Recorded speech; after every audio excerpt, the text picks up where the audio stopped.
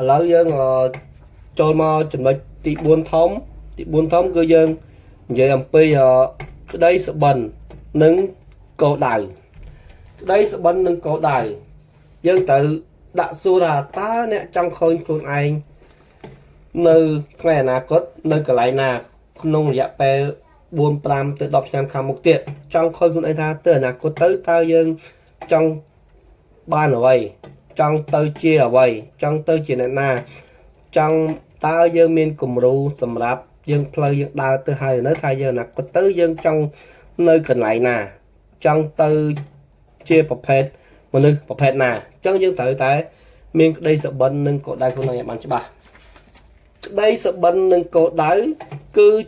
ជាទិសដៅនៃជីវិតដែលអ្នកប្រាថ្នាចង់ឈានទៅឬសម្រេចបានវាជាចម្រិតផ្ទាល់ខ្លួនបង្ហាញពីអ្វីដែលអ្នកចង់ខ្លាយជាបុគ្គលនិងអ្វីដែលអ្នកចង់សម្រេចក្នុងអនាគត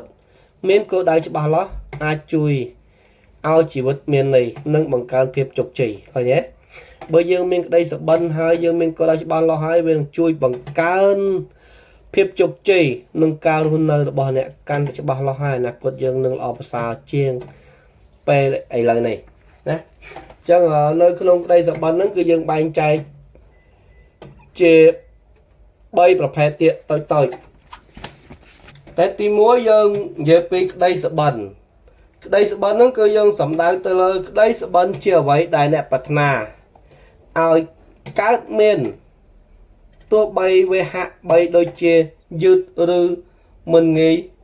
សម្រេចចង់ខ្លាច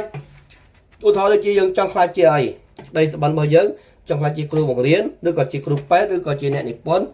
ឬចង់បើកអាជីវកម្មតខ្លួនឬចង់ធ្វើដំណើរទៅក្រៅប្រទេសឬក៏ចង់ជួយសង្គមឬស្ថាប័នណាមួយ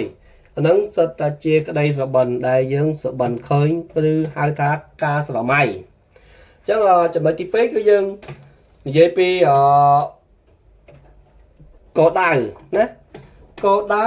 គឺជាជំហានជាក់លាក់ដើម្បីនាំឲ្យអ្នកសម្រេចក្តីសុបិនវាចែកជាពីរប្រភេទតូចទៀតមួយគឺគោលដៅរយៈពេលខ្លីនិងគោលដៅរយៈពេលវែងគោលដៅរយៈពេលខ្លីឧទាហរណ៍ដូចជាយើងបញ្ចប់ការសិក្សាប្រឡងឲ្យចប់ពាក់ជំនាញថ្មីណាមួយឬចាប់ផ្ដើមសន្សំអ្វីមួយឬក៏ធ្វើការស្ម័គ្រចិត្តអ្វីមួយអាហ្នឹងជាគោលដៅខ្លីហើយសម្រាប់គោលដៅវែងរយៈពេលវែងគឺយើងមានអាជីវកម្មដែលខ្លួនឯងស្រឡាញ់យើងកំណត់គោលដៅរយៈពេលវែងតើអាជីវកម្មយើងស្រឡាញ់អាជីវកម្មប្រភេទអីហើយ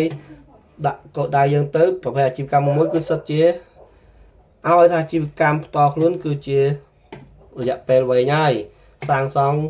កសាងគ្រួសារឲ្យរឹងមាំមួយមានសុភមង្គលមានស្ថាប័នឬអាជីវកម្មផ្ទាល់ខ្លួនមានសេរីភាពផ្នែកហិរញ្ញវត្ថុហ្នឹងហើយគឺគោលដៅរបស់យើងហើយគោលដៅយើងគឺបែងចែកជាពីរណាគឺរយៈពេលខ្លីនិងរយៈពេលវែងត្រូវបែងចែកច្បាស់ណាតើរយៈពេលខ្លីមានអីខ្លះរយៈពេលវែងមានអីខ្លះហើយក្តីសុបិននិងគោលដៅហ្នឹងយើងនិយាយពីចំណុចទី3តូចគឺវិធីស្វែងរកក្តីសុបិននិងកំណត់គោលដៅអញ្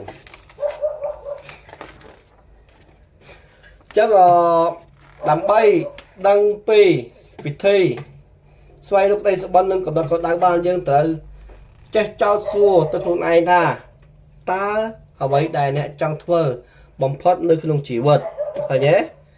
តើអ្នកចង់ឃើញខ្លួនឯងនៅទីណាក្នុងរយៈពេល5ឆ្នាំទៅ10ឆ្នាំទៅមុខទៀតចង់ខ្លាចទៅជាអីតើអ្នកកំពុងធ្វើអ្វីឥឡូវនេះដើម្បីឈានទៅរកវាណាតើយើងកំពុងធ្វើអីឥឡូវនេះដើម្បីយើងឈានទៅរកតើយើងធ្វើហ្នឹងគឺធ្វើនៅក្នុងក្តីសុបិនយើងនិងគោលដៅរបស់យើងហើយនៅយ៉ាត់ដើរខុសពីក្តីសុបិននិងគោលដៅរបស់យើងណាត្រូវចាំណាអញ្ចឹងសូមបញ្ចប់ទៅនេះយើងចូលទៅចំណុចទី5ណា